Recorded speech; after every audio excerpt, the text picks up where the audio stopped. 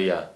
오늘도 하나님은 살아계시고 저와 여러분의 삶을 아름답게 인도해 가십니다. 오늘 하루 하나님께서 인도하심을 믿고 순종하면서 달려가는 저와 여러분이길 원합니다. 오늘은 2014년 3월 마지막 날 31일 월요일입니다. 오늘 말씀은 사무엘상 25장 36절에서 44절. 하나님이 해결하시고 갚아주십니다. 이제 이 사무엘상 25장의 마지막에 왔습니다. 좀 길게 왔습니다. 이제 아비가일과 나발, 이 다윗의 이 세 인물의 관계를 통해서 하나님이 오늘 마무리하시는 말씀입니다. 이제 아비가일이 이 나발과 다윗 사이의 중간에 들어가 화해자 역할을 했습니다. 그래서 많은 먹을 것, 이런 물품을 가지고 다윗에게 주고 다윗에게 용서를 빌고 해서 해결하고 돌아왔습니다. 근데 그때 이 나발은 잔치를 배설하고 음식을 먹고 취해 있었습니다. 근데 그 잔치가 어땠냐면 그가 왕의 잔치와 같은 잔치를 이렇게 해왔다.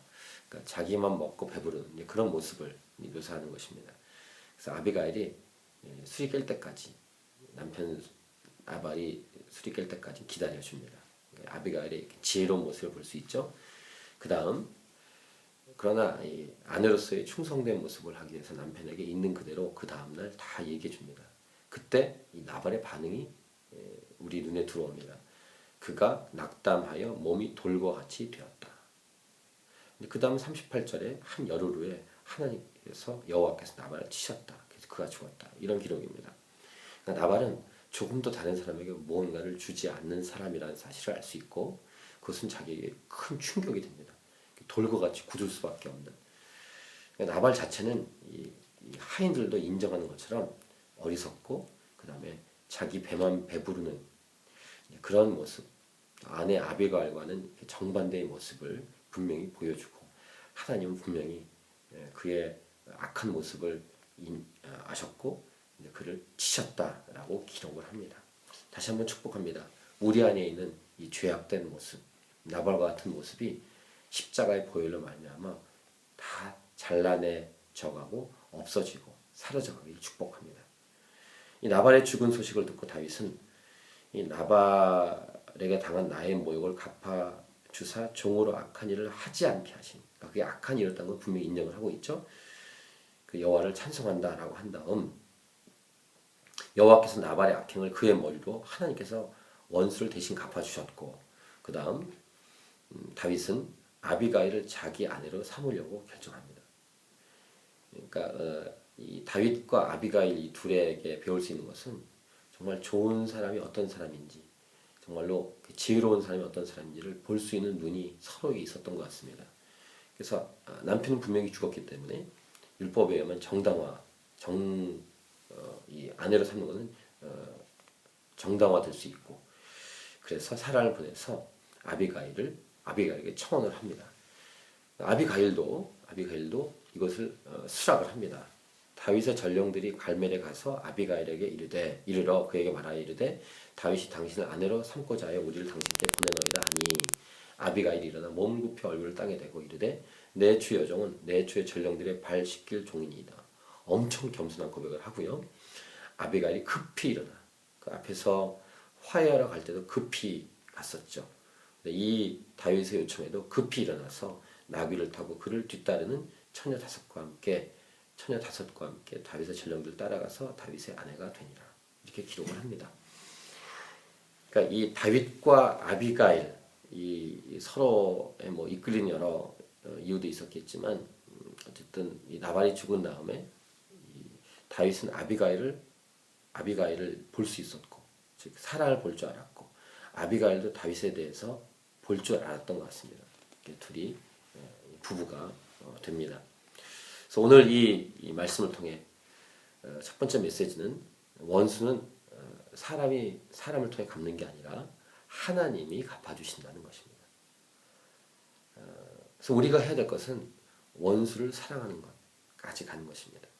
그리고 그 원수는 하나님이 해결하십니다. 저희 교회 담임 목사님께서 하시는 말씀이었습니다. 사람은 충고로 야단치는 것을 바뀌지 않는다. 맞습니다. 그래도 자꾸만 그 사람을 고치기 위해서 우리는 애를 쓰고 또 이렇게 충고도 하고 또 야단도 치지 않습니까? 때로는 그것이 필요할 때도 있지만 우리 담임 목사님의 또 리더였던 또 저의 리더였던 소천하신 목사님이 하셨던 말씀이 있었습니다. 사람은 사람으로 사람의 충고로 바뀌지 않는다.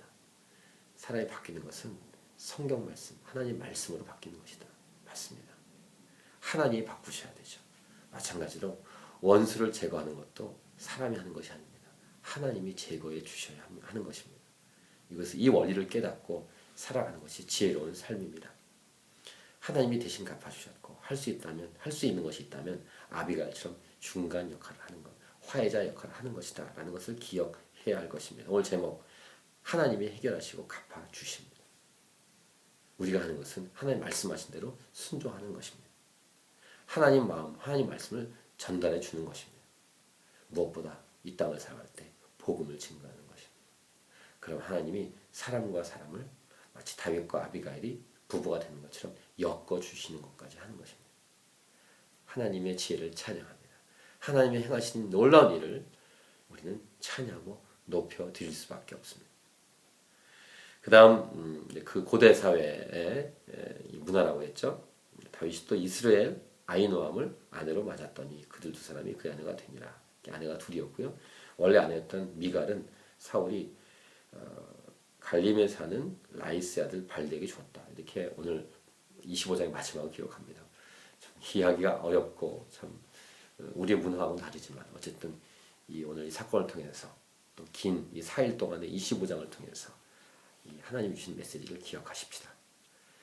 하나님이 원수를 갚아주시고 우리는 화해자 역할을 하고 우리는 이 복음을 가지고 산을 넘는 아름다운 발이 되어야 한다는 것이고 무지한 자의 피를 흘리지 않도록 이렇게 분이 났을 때 그것을 그런 악행을 하나님이 막아주시는데 우리 불필요한 싸움을 하지 않고 살아가는 지혜로운 삶이 우리의 삶이 되기를 원합니다.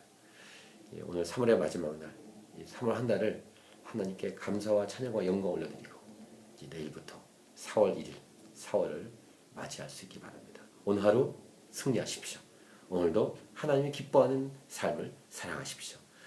하나님을 적극적으로 의지해서 성령 충만해서 하나님이 하시고 싶으신 일들이 여러분을 통해서 나타나고 이루어지기를 축복합니다. 할렐루야.